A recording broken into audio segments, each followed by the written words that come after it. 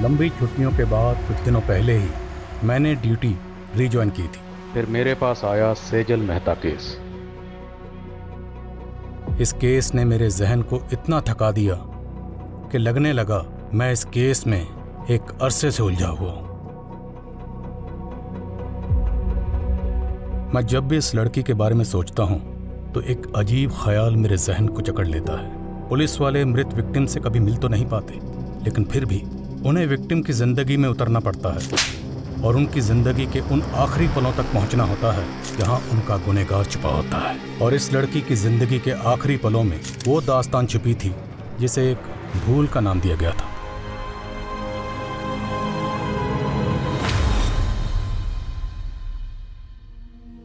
अक्सर ऐसा क्यों होता है? जो लोग दूसरों के हक के लिए लड़ते हैं, किस्मत उनके हक में गलत फैसला सुना देती है। मेरी जिंदगी के कई पन्ने थे, लेकिन हर पन्ने पे 3 शब्द जरूर लिखे होते थे: जोश, जज्बा और जज्बात। Case number 26, Aditya Jain versus Radhika Jain. Your honour, violence का कोई जेंडर नहीं होता है। एक औरत के भी हाथ होते हैं जो कि मर्द पे भी उठ सकते हैं, और एक बीवी भी अपने पति को असॉल्ट कर सकती है। योर ऑनर, मेरे क्लाइंट आदित्य डोमेस्टिक वायलेंस के विक्टिम हैं। जब रिश्ते हिंसा की बलि चढ़ते हैं तब जज्बाती चोट जिस्मानी चोट से ज्यादा दर्द भरी होती है। एंड योर ऑनर, दर्द का भी कोई जेंडर नहीं होता है। और झूठ का भी कोई जेंडर नहीं होता। झूठ को सच बनाने की भूमिका चाहे जितनी भी अच्छी तरीके से कर ली जाए, लेकिन प्रूफ क्या है?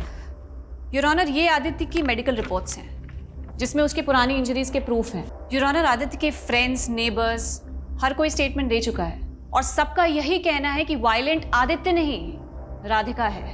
योर ऑनर, अगर मेरे क्लाइंट चाहें तो काउंटर केस भी कर सकते हैं, बट हम कोर्ट का टाइम वेस्ट नहीं करना चाहते, इसलिए आई अपील कि इस केस को डिसमिस करके डिवोर्स ग्रांट कर दिया जाए। मुझे बहुत अफसोस के साथ कहना पड़ रहा है कि एक महिला होने के बावजूद भी सेजल जी इस केस को जीतने के लिए बहुत कुछ मैनिपुलेट कर रही हैं। आप अपनी दलीलें नहीं प्रूव कर पा रहे हैं तो कुछ भी कह रहे हैं, but I believe in justice your honour. Domestic violence act का कई बार गलत तरह से इस्तेमाल हुआ है, सो आई होप इस केस में एक ऐसा वर्डिक्ट आए जो कि सभी डोमेस्टिक वायलेंस एक्ट को वायलेट करने वालों के लिए एक बड़ा सबक हो। सेजल, मुझे अब विश्वास हो गया है कि तुम्हारी मदद से मैं ये केस जीत सकता हूँ। मैं तुम्हें बता भी नहीं सकता हूँ कि उस औरत के साथ मैं कितनी घुटन महसूस करता था। सेजल, कब से कॉल लगा रहा हूँ, फोन भी बंद है तुम्हारा। सॉरी प्रतीक, मैं कोर्ट रूम में थी। तो मुझे यहाँ क्यों बुलाया? पहले ड्राइवर समझ रखा है। वैसे सही है, तुम्हारा वेट करता रहो मैं हमेशा, है ना? सॉरी यार। Aditya, he is Prateek, my fiancee. Hi. Hi. अब आपका ऑर्डर हो तो चले यहाँ से। See you on the verdict day. Let's go, bye.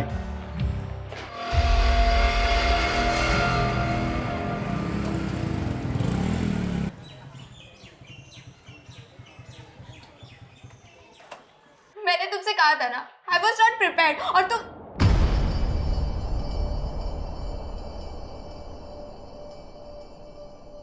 Anjali.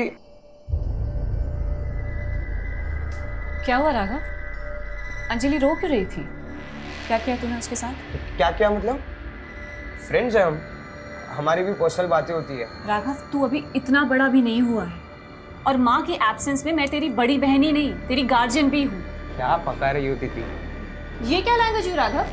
हाँ, रुको, मैं अभी अंजलि से बात करती हूँ। उससे क्या बात करोगी आप? हाँ, तो एक बात बता, तू इतना डर क्यों रहा है? कहीं तूने उसके साथ कुछ ऐसा वैसा तो? इनफ दीदी, मैं आपको कभी पूछता हूँ क्या कि आप प्रतीक के साथ क्या क्या करती हो? हाँ, मेरी भी पर्सनल लाइफ है, सो प्लीज डोंट इंटरफियर। बहुत बदतमीज होता जा रहा है। सेजल, तुम ना छोटी सी बात को इधर का उधर ले जाती हो यार। तुम उसे शांति से समझाओगी ना तो आई थिंक वो समझ जाएगा। So just relax, okay? चलता। बाहरी दुनिया से जूझना जितना मुश्किल होता है, उससे कहीं ज्यादा मुश्किल उन रिश्तों से जूझना होता है जिनके लिए हम जीते हैं। अपनों की हार के आगे बाहरी दुनिया की जीत भी फीकी लगती है। आदित्य जैन वर्सेस राधिका जैन। इस केस के फैक्ट्स, स्टेटमेंट्स और प्रूफ्स पे बारीकी से गौर करने के बाद ये कोर्ट आदित्य जैन को डोमेस्टिक वायलेंस के चार्जेस से बरी करती है।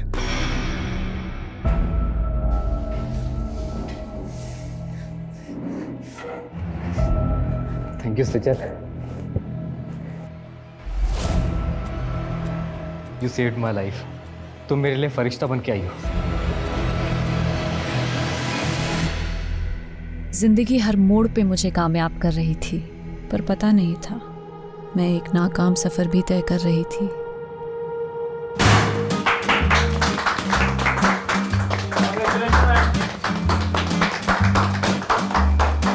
Many congratulation Sejal. मुझे पता था तुम ये केस जीत कर रहोगे। जिस डेडिकेशन, सिंसियरिटी और ईमानदारी से तुम काम कर रही हो, it's something to be appreciated. Thank you sir, लेकिन मुझे आपसे बहुत ज़रूरी बात। आज कोई काम की बात नहीं होगी। It's a celebration time. And listen guys, Sejal की जीत की खुशी में आज मैंने आप सब के लिए डिनर पार्टी अरेंज की है। एंजॉय। तो मुझे लग रहा है बॉस सेजल पे बहुत ज़्यादा मेहरबान हो रहे हैं। बड़े हाई प्रोफाइल केसेस इसके लिए रिजर्व करके रखे।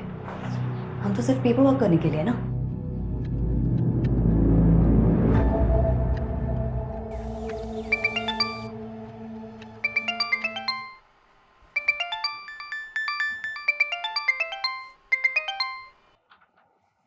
राघव, अखबार में सेजल और उसके केस के बारे में छपा हुआ है और उसने मुझे बताया भी नहीं। कहाँ है वो? दीदी सो रही होगी माँ, मुझे भी सोने दो। 8 बज रहे हैं राघव, उठ और सेजल से कह मुझे फोन करेगी। दीदी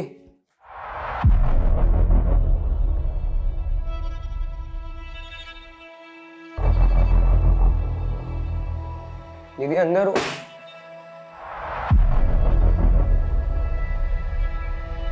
दीदी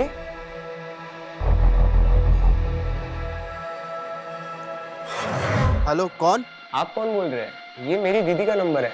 आपकी दीदी? वो यहाँ हाईवे पे घायल पड़ी है। क्या? ये लो पकड़ो। आपने ही फोन किया था? जी। राघव,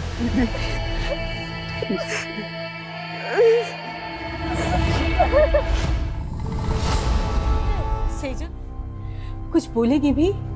मुझे लगता है शायद दीदी के साथ रेप। क्या? इसीलिए पूरे रास्ते कुछ बता नहीं रही थी। मैंने उनसे काफी बार पूछा क्या हुआ दीदी, लेकिन उन्होंने कुछ बताया नहीं।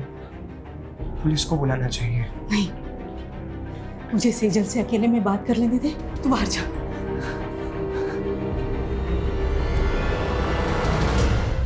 क्या तेरे साथ किसी ने जबरदस्ती की? राघव, सेजल ठीक तो है ना? मुझे लगता है कुछ तो हुआ है जो तुम मुझसे छुपा रहे हो।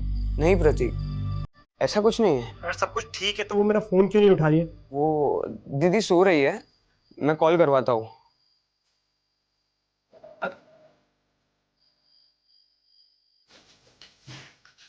पड़ोसी कुछ भी कह रहे हैं, तिल का ताड़ बना रहे हैं।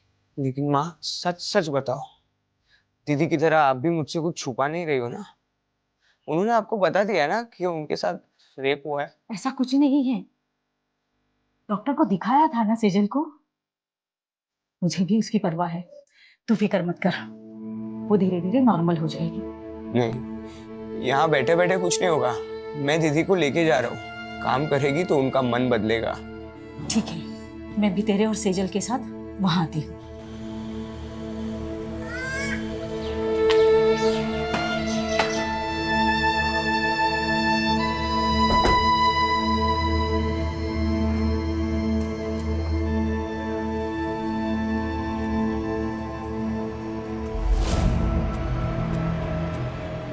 क्या देख रही है?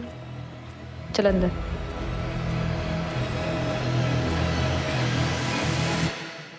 बेटा, तूने जिंदगी में कभी हार नहीं मानी। मैं तुझे ऐसे बुझा बुझा नहीं देख सकती। हम यहाँ दोबारा इसलिए आए हैं ताकि तू पहले जैसी बन सके। मैंने कभी भी किसी भी वजह से आपको दुख पहुंचाया हो तो उसके लिए आई एम सॉरी। पर प्लीज आप पहले जैसे हो जाओ ना।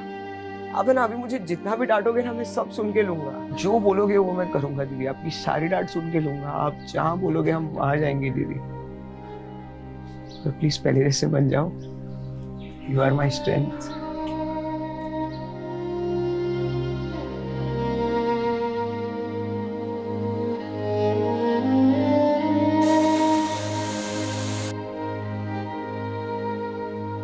अपने दर्द छिपा के मैं पहली बार एक झूठी जिंदगी जीने की कोशिश कर रही थी।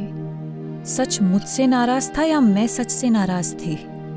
मेरी दलीलें मुझे ही उलझा रही थी, पर अपना फैसला भी अब मुझे ही करना था। राघव, तू पक्का सेजल को लेके मुझसे कुछ छुपा नहीं रहा है ना? मैं भी पनवेल आ रहा हूँ। नहीं प्रतीक, वो हम आ गए हैं, सिर्फ 2 ही दिन हुए हैं। अरे तू सेजल का फोन क्यों बंद है? मेरी बात कर उससे। हाँ देखता हूँ। दीदी,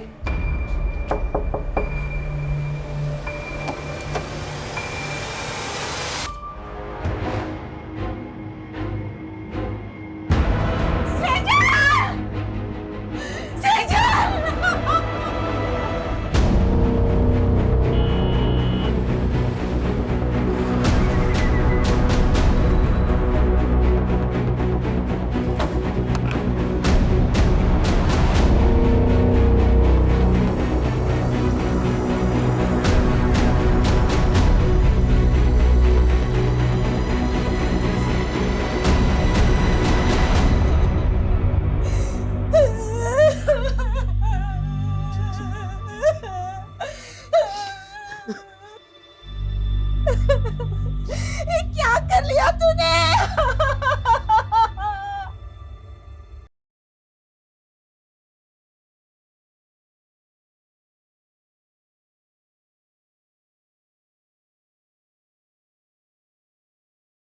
सर, ये देख।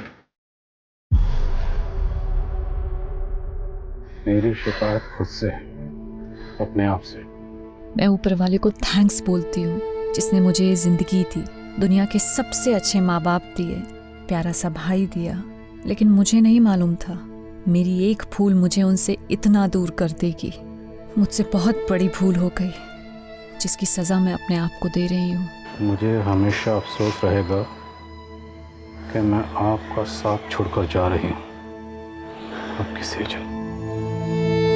शहर की एक युवा लॉयर सेजल मेहता की लाश घर में फंदे से लटकी पाई गई। क्या सेजल ने खुदकुशी की या ये एक हत्या है? ये सवाल फिलहाल पूरा शहर पूछ रहा है। प्रारंभिक जांच में अभी तक पुलिस कोई ठोस नतीजे पर पहुंच नहीं पाई है। ये सुसाइड नोट में सेजल ने किसी भूल का जिक्र किया हो। क्या भूल हुई थी? और उसके चेहरे पर चोट के निशान थे। वो चोटें कैसी आई? आप लोग बोलते क्यों नहीं है? ये सब माँ की भी भूल है सर। कैसी भूल? सर 15 दिन पहले होली की दहन की रात दीदी एक पार्टी में गई थी। वहाँ उनके साथ कुछ हुआ था सर। पूरी रात घर भी नहीं आई और सुबह सर मुझे लग रहा था उनके साथ रेप हुआ था। रेप? सेजल किसकी पार्टी में गई थी? कहाँ गई थी? अच्छा सुन, मैं तुझसे कल बात करती हूँ। क्यों? आज घर नहीं आने वाली हो? आऊंगी, पर शायद थोड़ा लेट हो जाए। एक पार्टी में जा रही हूँ। उन्होंने सिर्फ इतना बताया था कि वो किसी होटल कस्तूरी में गई थी और पूरी रात घर नहीं आई थी। तो क्या ये भूल थी? या फिर आपको ये मालूम होता है कि आपकी बेटी के साथ रेप हुआ है, आपने फिर भी पुलिस में कंप्लेंट नहीं की? उस भूल का जिक्र उसने इस खत में किया। मेरी बेटी का रेप नहीं हुआ था सर। मैंने डॉक्टर से उसका चेकअप भी करवाया था। देखिए, सेजल को बहुत ही बुरी तरह से मारा पीटा गया है। कहीं ऐसी वैसी तो बात नहीं? मेरा मतलब है रेप। ये मैं कंफर्म नहीं बता सकती।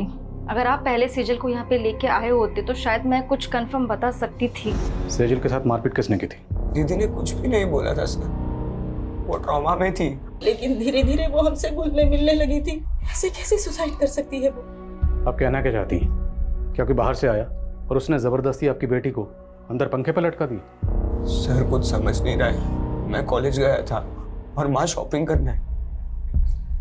जब घर आए तो दीदी। माना सेजल ने खुद आप लोगों को कुछ नहीं बताया, पर फिर भी उसकी हालत देखकर आप लोगों को नहीं लगा कि आप लोगों को जानना चाहिए कि पार्टी में उसके साथ क्या हुआ, किसने किया और क्यों किया? जानने की कोशिश की थी सर, बस इतना पता चला कि पार्टी उनके ऑफिस में थी। ऑफिस कहाँ पर है? Jawahar Nagar, JP associates. और सेजल आपको घायल अवस्था में कहाँ मिली थी? MG road. सर यहीं पे मिली थी मुझे दीदी।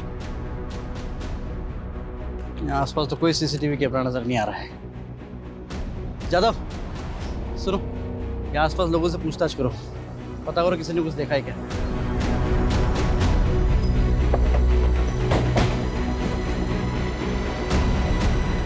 सेजल बहुत स्ट्रांग लड़की थी, मैं मान ही नहीं सकता कि वो सुसाइड करेगी। 12 मार्च की रात आपके ऑफिस की तरफ से कोई पार्टी थी ना? हाँ, पार्टी तो थी।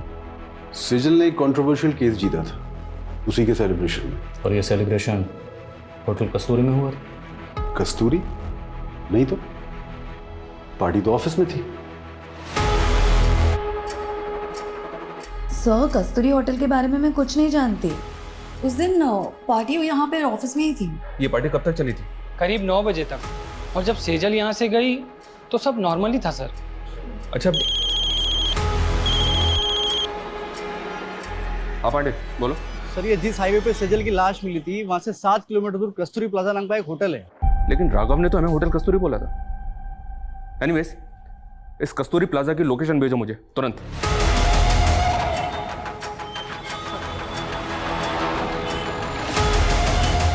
नहीं सर, 12 मार्च को यहाँ कोई पार्टी नहीं थी। इस लड़की को आपने यहाँ देखा था? सर यहाँ तो बहुत से लोग आते हैं, मुझे याद नहीं है। पांडे, 12 मार्च को यहाँ पे जितने भी गेस्ट आए थे सबकी लिस्ट चेक करो और यहाँ का सीसीटीवी फुटेज भी चेक करो। चाहे सेजल यहाँ पे आई हो। Thank you.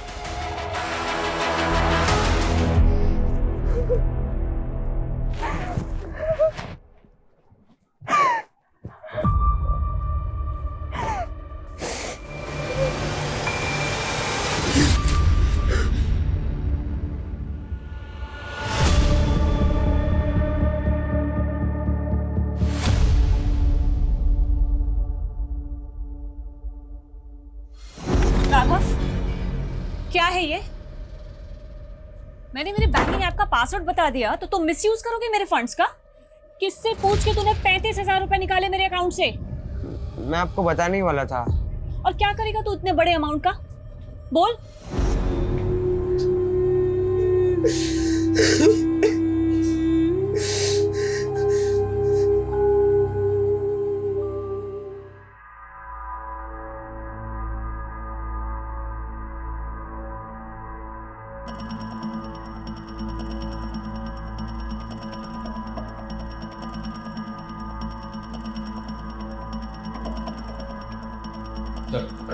हमने चेक किया, कस्तूरी प्लाजा में 12 मार्च को कोई पार्टी नहीं थी और ऐसा कोई क्लू भी नहीं मिला है जिससे पता चले कि उस रात सेजल वहाँ थी। सेजल के भाई राघव ने होटल कस्तूरी कहा था और ये कस्तूरी प्लाजा है। लेकिन सर होटल कस्तूरी नाम से कोई होटल नहीं है उस एरिया में। पर पार्टी सेजल की ऑफिस में ही थी, ये तो पूरा स्टाफ करा था। 12 मार्च की ऑफिस की फुटेज चेक करके देखते हैं सर, शायद कोई क्लू मिले जिससे पता चले कि उस रात सेजल के साथ हुआ क्या था। 12 मार्च के हादसे को फैमिली वजह मान रही है, जबकि हमें सेजल की लाश उसके 15 दिन बाद 27 मार्च को उसके घर पर ही मिली। भाई ये फैमिली हमें पार्टी और होटल के चक्कर में बेवजह उलझा तो नहीं रही? उनके बयान अटपटे तो हैं। भाई कह रहा है कि उसका रेप हुआ था, माँ कह रही है कि उसका रेप नहीं हुआ था। और ये सुसाइड नोट, इस सुसाइड नोट में सेजल ने किसी भूल का जिक्र किया। जब उनसे पूछा गया कैसी भूल, इस बात का उनके पास कोई जवाब नहीं। आपको लग रहा है ये मर्डर भी हो सकता है? मर्डर के एंगल को भी रूल आउट नहीं किया जा सकता। मर्डर या सुसाइड, 12 मार्च से लेकर 27 मार्च तक फैमिली की एक्टिविटी पता करो। 12 मार्च पे फोकस करो और पता करो कि 12 मार्च को सेजल ऑफिस के अलावा और कहाँ कहाँ गई थी। 13 मार्च से 24 मार्च के बीच ये फैमिली पनवेल में थी सर। तो पनवेल में अपने खबरियों को एक्टिव करो और पनवेल से लौटने के बाद 24 मार्च से लेकर 27 मार्च के बीच में फैमिली में क्या क्या हुआ सब पता करो। और जिस डॉक्टर ने सेजल को एग्जामिन किया था उससे मिलना पड़ेगा, और जिस लड़के से सेजल की मंगनी हुई थी उसे ही पूछताछ के लिए बुलाओ। मैंने 14 मार्च को सेजल का चेकअप किया था। उसके घाव 2-3 दिन पुराने थे, कहीं ब्लेड के कट्स तो कहीं खरोचे, जलने के बहुत निशाने थे। 6-7 जगह तो ब्लड क्लॉट्स हुए थे। ऐसा लग रहा था मानी जैसे कुछ बेल्ट की चीज़ें से मारा गया है। सेजल का रेप हुआ था नहीं? मैं इसको लेके श्योर नहीं हूँ। इनफैक्ट मैंने सेजल के मॉम को भी बोला था। आपकी सेजल से कुछ बात हुई थी? उसने आपको कुछ बताया कि उसके साथ ये सब कैसे हुआ? मैंने सेजल को बहुत पूछा पर उसने कुछ बताया नहीं। इतना दर्द सहने से तो ज्यादा अच्छा होता कि हम गांव ही भाग जाते। जब घर छोड़ के भागे थे तब क्या दर्द कम थे? अरे दर्द दबा के मुस्कुराना सीखा है और मेकअप लगा के जख्म छुपाना भी। जब तक जवानी है बिक रहे हैं, अभी का कमाया हुआ ही आगे चल के उम्र ढलने के बाद काम आएगा, समझी? माना सेजल की फैमिली ने आपको कुछ भी साफ साफ नहीं बताया कि सेजल के साथ क्या हुआ था, पर आपको कुछ तो अंदाजा हुआ होगा कि सेजल के साथ ऐसा किसने किया होगा। हमेशा खुश ही दिखती थी। मेरे लिए सोच पाना मुश्किल है कि उसके साथ में ऐसा कुछ हुआ है। 12 मार्च को सेजल के ऑफिस की कोई पार्टी थी। अब अगर सेजल उस पार्टी में जाती तो जाहिर सी बात है आपको तो पता ही होता ना। मेरी इस बारे में उससे फ़ोन पे भी बात हुई थी। प्रतीक, बॉस ने ये केस जीतने की खुशी में एक पार्टी रखी है, लेकिन मुझे ये सेलिब्रेशन बिल्कुल अच्छा नहीं लग रहा है। पर हुआ क्या? मुझसे बहुत बड़ा गूफअप हो गया। गूफअप? कैसा गूफअप? सर क्लियरली मुझे कुछ नहीं पता है, but it was something related to her work. Sejal ने ये लॉ फॉर्म 4 साल पहले ज्वाइन की थी, पर इसमें गौर करने वाली बात है वो ये कि सेजल ने जितने भी केसेस जीते थे या जितने भी केसेस पे वो काम कर रही थी, उनमें से ज़्यादातर केसेस वो थे जो पहले उसकी कुलीग कविता के पास थे। मतलब कविता के केस सेजल को दिए जा रहे, जबकि पहले सेजल कविता को असिस्ट कर रही थी। सर ऑफिस की फुटेज में भी हमने कविता और सेजल के एक और कलीग विकल्प को पॉइंट आउट किया था।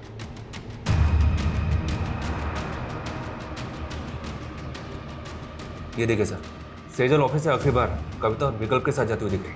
सर सेजल के 12 मार्च के CDR के अकॉर्डिंग उसकी आखिरी 2 फ़ोन कॉल्स भी जानने जैसी हैं। सेजल ने रात को 8 बजे आदित्य जैन को कॉल किया था और फिर ठीक उसके बाद राधिका जैन ने सेजल को कॉल किया। आदित्य जैन सेजल का क्लाइंट था और राधिका आदित्य की बीवी। राधिका ने आदित्य पे डोमेस्टिक वायलेंस के चार्जेस लगाए थे, केस किया था और इसी केस को सेजल ने जीता था जिसकी खुशी में पार्टी हो रही थी। मुद्दा ये है कि सेजल का क्लाइंट था आदित्य जैन, फिर राधिका ने इसे कॉल क्यों किया? कहीं ऐसा तो नहीं कि राधिका से हार बर्दाश्त नहीं हुई? और ऐसा पॉसिबल है सर। आदित्य और राधिका से मिलो और सेजल के ऑफिस में नए सिरे से पूछताछ करनी पड़ेगी। उस पार्टी वाली रात सेजल आप दोनों के साथ पार्टी से बाहर गए थे, कहाँ गए थे आप लोग? देखिए सर, हम सिर्फ उसके साथ ऑफिस से बाहर तक गए थे। बॉस को तुम पे कितना भी प्राउड हो, पर मेरा असली प्राउड तो तुम हो। मेरी छोटी सी असिस्टेंट ने इतनी तरक्की जो कर ली। तरक्की मैंने आपको छोड़ने के बाद ही की है। वो कहते हैं ना कि बरगद के नीचे कोई और वृक्ष नहीं पनप पाता, मैं भी नहीं पनप पाती। इसलिए विकल्प, थिंक अबाउट योर फ्यूचर। अच्छा, तो तुम शुरू से ही इतना बोलती हो? राज ना बहुत ज़्यादा मीठा बोल रही हो। Thank you ma'am for appreciating me. Excuse me. हम तभी वहाँ से चले गए थे। उसके बाद मैंने उसे एक लड़की के साथ जाते हुए देखा। लड़की? जी सर। कौन थी वो लड़की? I don't know her. Actually काफ़ी अंधेरा था तो मैंने उसे ठीक से देखा नहीं। ऑफिस के बाहर की 12 मार्च की CCTV फुटेज निकलवा। अगर ये लोग सच बोल रहे हैं तो पता तो चले सेजल उस रात किस लड़की के साथ गई थी। मैंने तुम्हें रोका था, लेकिन तुमने मेरी बात नहीं मानी और अब तुम्हारी वजह से अब मैं प्रेग्नेंट हूँ।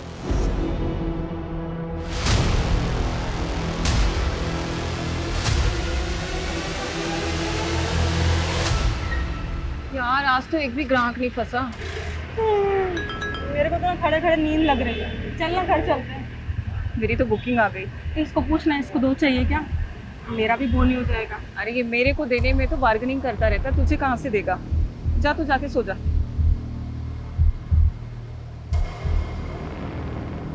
आदित्य से केस हार गई थी, वो भी सेजल की वजह से। तो फिर 12 मार्च की रात को आपने सेजल को किस इरादे से कॉल किया? नहीं सर, मैंने उसे कॉल नहीं किया था। मैंने उसके 5-6 मिस्ड कॉल देखे, तब जाकर मैंने उसे कॉल बैक किया था। तो बात क्या हुई थी आपकी उसके साथ? सेजल को गिल्ट हो रहा था। गिल्ट? अब क्या है सेजल? सॉरी राधिका, जिंदगी में पहली बार मैंने एक गलत इंसान का केस ले लिया। कहना क्या चाहती हो तुम? मुझे आदित्य की सच्चाई पता चल गई है। आई नो, आदित्य नहीं बल्कि तुम डोमेस्टिक वायलेंस का शिकार हुई हो। मैं खुद सेजल की बात सुनकर हैरान थी सर। ऊपर से वो बोल रही थी कि वो मेरे लिए आदित्य के खिलाफ लड़ेगी। हाँ बोलो। सर ये आदित्य के घर पे तो ताला है और मैंने पता किया ये 12 मार्च से ही गायब है और काफ़ी दिनों से इसका फ़ोन भी बंद आ रहा है। आदित्य का 12 मार्च से गायब होना और आदित्य की वाइफ राधिका का ये कहना कि सेजल को उसके लिए गिल्ट हो रहा था, मामला कुछ समझ में नहीं आ रहा। इस गिल्ट को क्या हम सुसाइड नोट में लिखी भूल से कनेक्ट कर सकते हैं? तो फिर सवाल ये है कि इस केस को जीतने के बाद 12 मार्च को जो पार्टी दी गई, सेजल उसमें शामिल थी। सेजल उस पार्टी में क्यों गई? राधिका की बात पर हम ऐसे ही यकीन नहीं कर सकते, हमें खुद क्रॉस चेक करना होगा। Right sir. जिस औरत पर अपने पति को टॉर्चर करने का आरोप हो, वो सेजल से बदला लेने के लिए उसको भी तो टॉर्चर करवा सकती है। तो फिर आदित्य क्यों गायब है? सर शायद उसको भी राधिका नहीं गायब करवाओ, वो उसका राज जानता था। अब इस राज से पर्दा तभी उठ सकता है जब हमें पता हो कि आदित्य क्यों गायब हुआ और कैसे गायब हुआ। आदित्य की बैकग्राउंड खंगाल, और मुझे लगता है कि हमें इस बारे में सेजल के बॉस से बात करनी चाहिए। सर। हमें सर सेजल की पोस्टमार्टम रिपोर्ट। पोस्टमार्टम रिपोर्ट के मुताबिक कॉज ऑफ डेथ स्ट्रैंगुलेशन, मतलब मौत दम घुटने से हुई। जिस्म पर चोटों के निशान थे, पर पोस्टमार्टम रिपोर्ट रेप कंफर्म नहीं करती। वो शायद इसलिए क्योंकि पोस्टमार्टम उसकी मौत के काफ़ी दिनों बाद किया गया। मुमकिन है कि रेप हुआ, क्योंकि लड़की के साथ ज़बरदस्ती तो हुई थी। सर सुसाइड नोट से सीजर की हैंडराइटिंग मैच हो रही है और हमारे पनवेल के खबरियों से इन्फॉर्मेशन मिली है सर। कैसी इन्फॉर्मेशन? पनवेल में सेजल के चाचा चाची रहते हैं। पिछले 7 सालों से दोनों परिवार के बीच कोई बातचीत नहीं है। दरअसल सेजल के पापा की दुकान थी जो सेजल के चाचा ने हड़प ली थी। शैलेंद्र, मेरे पति के गुजरते ही तूने अपने रंग दिखाने शुरू कर दिए। पहले उनका बैंक अकाउंट फ्रीज करवा दिया और अब उनकी दुकान हड़प ली। अरे मैं अपने बच्चों की देखभाल कैसे करूंगी? मैं हूं ना, खर्चा उठा लूंगा तुम सबका। वो दुकान मेरे पापा की थी चाचा जी, आप वहाँ सिर्फ नौकरी करते थे और ऐसे कह रहे जैसे हम पे एहसान कर रहे हैं। बस सेजल, भाभी समझाओ इसको। भैया के बाद कोई नहीं है मेरे अलावा तुमको पालने वाला। पाला मेरे पापा ने है आपको चाचा, अपनी दुकान में काम देके, और आप हमें पालोगे। शैलेंद्र, जबान को लगाम दो इसकी, नहीं तो हाथ पैर जबान सब काट के रख दूंगा। और भूता है ना तो आके हासिल कर लेना वो दुकान। शैलेंद्र ने हमें सताया तो बहुत था सर, और शैलेंद्र के उस थप्पड़ ने सेजल के अंदर बहुत बड़ा परिवर्तन ला दिया था। कैसा परिवर्तन? लॉ पढ़ रही थी सर। उन्होंने ठान लिया था कि चाचा से हमारा हक लेकर रहेगी। दिन रात उन्होंने पढ़ाई की और उसके साथ साथ पार्ट टाइम जॉब भी करती थी। चाचा के खिलाफ केस की पैरवी उन्होंने खुद की थी सर। उसने अपने जीवन की हर लड़ाई जीती थी सर। समझ में नहीं आता खुद से कैसे हार गई। क्या लगता है आप लोगों को, क्या शैलेंद्र सेजल के साथ ऐसी ज्यादती कर सकता है? सर आप 7 साल पुरानी बातें कुरेद रहे हैं और इन बातों को हम कब का भूल चुके हैं। हमने हमेशा सेजल और राघव को अपने बच्चों की तरह माना था। विश्वासघात उन्होंने किया। उस दुकान पर इनका भी बराबर का हक था, लेकिन सेजल ने चालाकी से। छोड़ना अभी सब बातें, कहिए और कुछ है जो आप पूछना चाहते हैं? 12 मार्च को किधर थे आप? यही पनवेल में। पनवेल में कहाँ पे? अपने घर पर ही था। आई डोंट बिलीव राधिका सच बोल रही। राधिका अपने हस्बैंड आदित्य को टॉर्चर करती थी and it's proven in the court. अगर सेजल को केस जीतने के बाद ऐसा कुछ लगता तो सबसे पहले वो मुझे बताती। सेजल के मंगेतर ने बताया कि वो काफ़ी दिनों से परेशान थी, और जब उसने बार बार पूछा सेजल को कि किस बात को लेकर परेशान है, तो सेजल ने बताया कि उससे काम में गुफा हो। अब जैसे कि आपने कहा कि सेजल सबसे पहले अगर कुछ होता तो आपको बताती, तो अगर इस गुफा का ताल्लुक राधिका के केस से नहीं है तो फिर किस बात से जिसको लेकर सेजल परेशान थी? ऐसा कुछ नहीं था, और आप ये बेकार के सवाल करके अपना टाइम वेस्ट कर रहे हैं। सर मैंने आदित्य के कुछ रिलेटिव से बात की, लेकिन किसी को नहीं पता कि आदित्य इस वक्त कहाँ पे। आदित्य मोती नगर की कंपनी में मैनेजिंग डायरेक्टर था। वहाँ इंक्वायरी करो, शायद कुछ पता चले। सर इसमें 12 मार्च के सेजल के ऑफिस की बाहर की फुटेज है। सर इसमें वो इस लड़की के साथ बाहर जाते हुए दिख रही है। कौन है ये लड़की?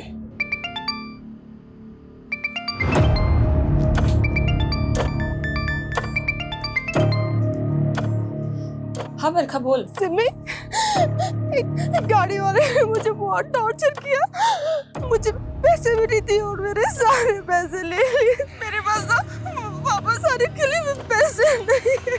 तू घबरा मत बरखा, कहाँ है तू बता मुझे, मैं आती हूँ तुझे लेने।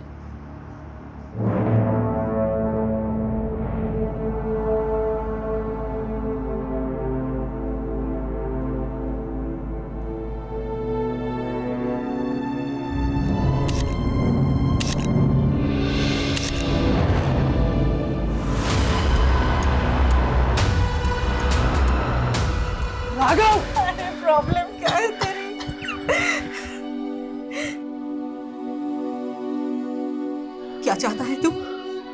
फिर से मैं वही दिन देखूं? हाँ?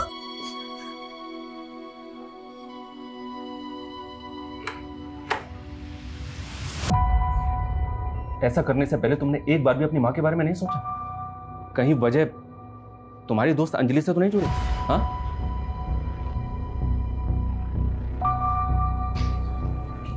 ये देखो, और मैं बताऊं कि 12 मार्च की रात को अंजलि सेजल से मिलने क्यों गई थी? 35,000 रुपए राघव कोई छोटी मोटी रकम नहीं होती है। और क्या करेगा तू इतने बड़े अमाउंट का? क्या हुआ? सच सच बता, बात क्या है? दीदी, अंजलि प्रेग्नेंट है। इतनी बड़ी बात तुमने हमसे छुपाई? सर, मैं गिल्ट में था। कहीं मेरी इसी भूल की वजह से तो दीदी ने। सॉरी।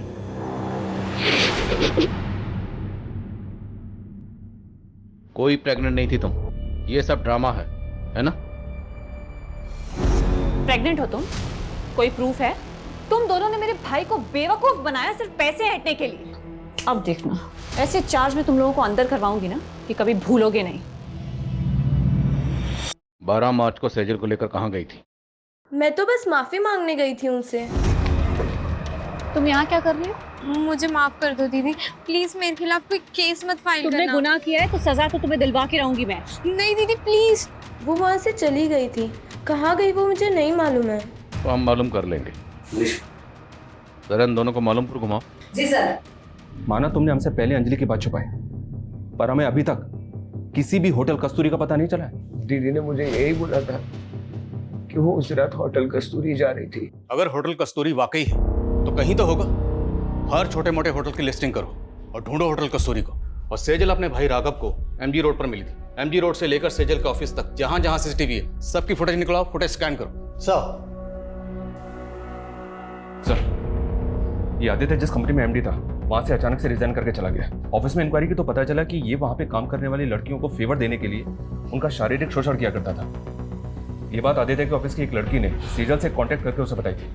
तो पूरे चांसेस हैं कि आदित्य की वाइफ राधिका का बयान सही है कि सेजल उसके खिलाफ एक्शन लेने वाली थी, क्योंकि आदित्य 12 मार्च से ही गायब। आदित्य के ऑफिस से उसके बारे में एक और लीड मिली है सर। शायद ही अपने मामा के घर पहुंच सकता है। उठवा। भागा नहीं था मैंने रिजाइन किया था। तुम 12 मार्च से गायब हो। 12 मार्च मतलब उसी दिन जिस दिन सेजल। मैंने कुछ नहीं किया है, मुझे अपने लॉयर से बात करनी है। अपने लॉयर को तो तूने मार दिया। अब किससे बात करेगा? बोल, क्यों मारा सेजल को? देखो, मुझे डराना मत।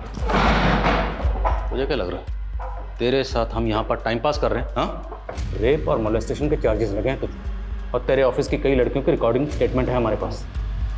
बोल अब। मेरे पास प्रूफ्स हैं तुम्हारी असलियत के। मुझे तो खुद पे गुस्सा आ रहा है कि तुम्हारे जैसे सेक्स ऑफेंडर की पैरवी की मैंने। पर थैंक्स सेजल, तुम्हारी वजह से मैंने केस जीत लिया। मैं राधिका के साथ मिलकर काउंटर केस करूंगी तुम्हारे खिलाफ।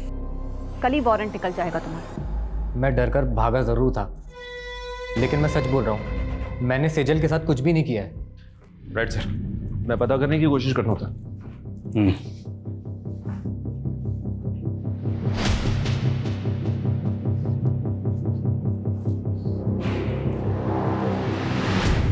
सेजल ने जिस भूल का जिक्र किया था, क्या भूल ये थी कि उसने आदित्य जैसे गलत आदमी की पैरवी की? अगर हाँ, तो फिर वो 12 मार्च से लेकर 27 मार्च तक खामोश क्यों थी? और कोई भी भूल इतनी बड़ी कैसे हो सकती है जिसकी वजह से सेजल जैसी लॉयर सुसाइड कर ले?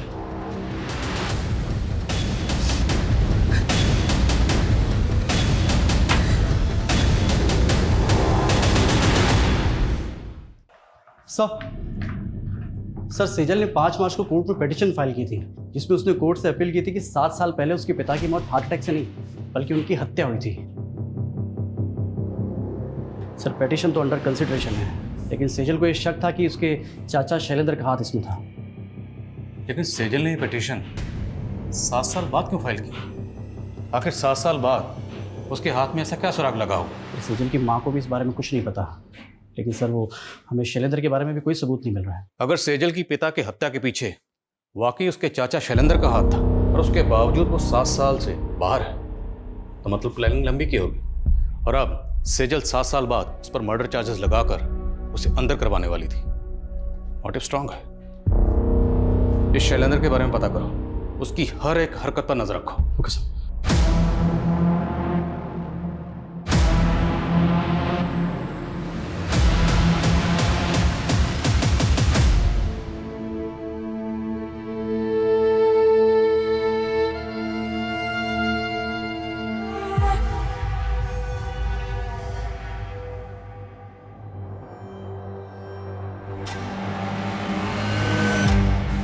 रोज रोज पेट पे लात मारती हूँ मैडम।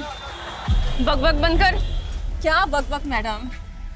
जो मर्डर करके भाग जाते हो उनको तो आप पकड़ नहीं पाते हो और हमारे जैसे को दबोच लेते हो आप। क्या बोल रही है तू? किसका मर्डर? मेरी दोस्त का मर्डर। 6 महीने पहले 12 मार्च को हाईवे रोड पे मेरी दोस्त को मार दिया गया था। उसकी सुनवाई हुई अभी तक? चल ठीक है गाड़ी में बैठ।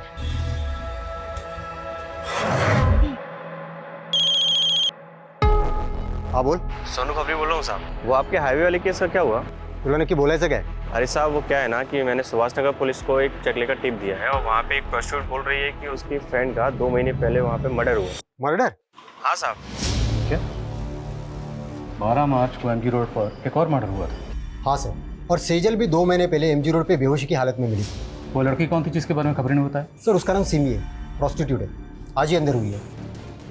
इस सिमी से मिलकर चांस लेते, शायद कोई काम की बात पता चले। साहब मेरी दोस्त थी बरखा, उसका एक्सीडेंट हुआ था। लेकिन आपने तो पहले कहा था कि मर्डर हुआ था। साहब किसी ने जानबूझकर उसको गाड़ी से उड़ा दिया था। आपको ये कैसे पता कि किसने जानबूझ के उड़ाया था? हाँ बरखा बोल। मेरे पास ना वापस आने के लिए पैसे नहीं है। तू घबरा मत बरखा, कहाँ है तू बता मुझे। मैं एमजी रोड पे गाड़ी वाला एक लड़की को फेंक दिया, ग्रे कलर की गाड़ी से एक लड़की। बरखा मुझे कुछ समझ में नहीं आया और उसके बाद उसका एक्सीडेंट हो गया। बरखा ने आपको उस गाड़ी का नंबर बताया था? नहीं साहब, लेकिन बरखा ने बताया था कि ग्रे कलर की कोई कार थी। आपकी बरखा से बात कब हुई थी? मेरा मतलब तारीख क्या थी? सर 12 मार्च को रात के 2-2:30 बजे के आसपास। 12 मार्च की रात को सेजल जहां पर जख्मी हालत में मिली थी उस जगह पर सीसीटीवी नहीं है, लेकिन वहां से 3 किलोमीटर दूर एक सिग्नल है, वहां पे सीसीटीवी है और रास्ते में कोई भी राइट या लेफ्ट टर्न नहीं है, सीधा रास्ता। उस सीसीटीवी की फुटेज स्कैन करो, जितनी भी सफेद रंग की गाड़ियां दिखती हैं सबकी लिस्टिंग करो।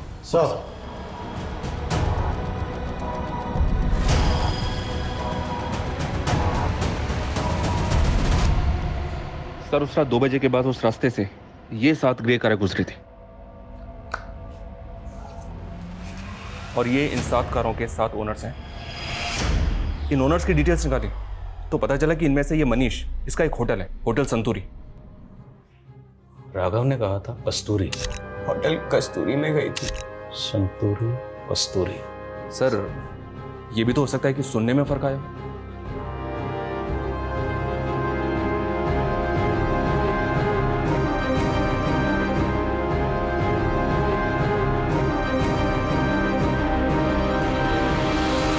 मेरा यकीन कीजिए सर, मेरी सेजल से कोई दुश्मनी नहीं थी। मैं तो बेकार में ही अपने दोस्त के लफड़े में फंस गया। कौन दोस्त?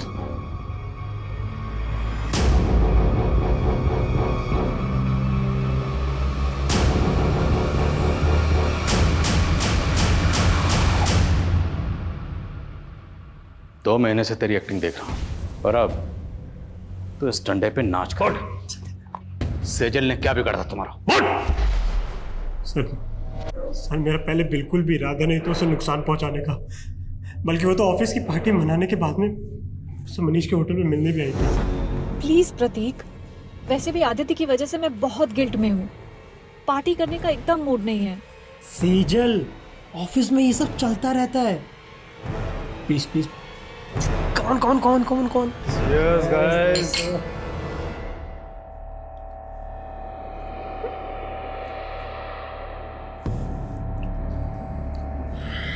सेजल,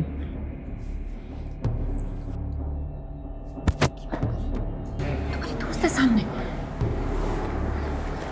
दोस्त पास में नहीं होते तब भी कौन सा तुम पास आने देती हो? तुम ना मेरे स्वाभिमान को बहुत हर्ट करते हो मुझे। चढ़ गई क्या तुम्हें? पागल हो गए हो क्या? क्या कर रहा है ये? छोड़ भाभी को। चुप। काय की भाभी? आज ना तेरा रेप करूंगा मैं, पता है? क्या बोल रही है? तेरा मन कर रहा तो तू भी कर ले।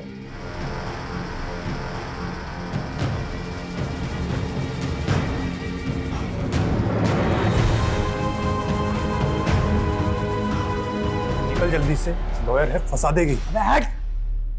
काहे की लॉयर? लवर है ना मेरी, बट तो भूलेगी कुछ नहीं, देखना है ना? विशाल,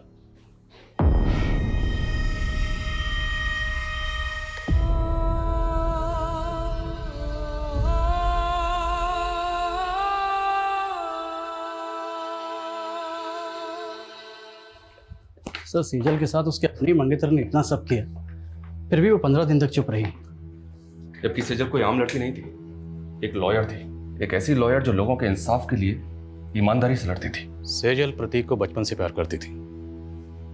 उसने प्रतीक पर आंख बंद करके भरोसा किया, लेकिन प्रतीक ने उसके भरोसे को तोड़ा। जब इंसान को किसी अपने सबसे ज्यादा करीबी से धोखा मिलता है तो उस इंसान का पूरी इंसानियत से भरोसा उठ जाता है। सेजल के साथ भी यही हुआ। उसने अपने सुसाइड नोट में यही लिखा कि उसे लग रहा था कि प्रतीक पे भरोसा करके उसने अपनी जिंदगी की सबसे बड़ी भूल की। वो भूल जरूर थी, लेकिन सबसे बड़ी नहीं। सबसे बड़ी भूल थी उसका अपनी जिंदगी को खत्म करना, खुदकुशी करना। हम सब की जिंदगी में दुश्वारियां आती हैं, परेशानियां आती हैं, लेकिन उन परेशानी से लड़ते हुए, दुश्वारियों से जूझते हुए, जद्दोजहद करते हुए जिंदगी में आगे बढ़ना होता है। इसी का नाम जिंदगी है। मौत किसी मसले का हल नहीं है।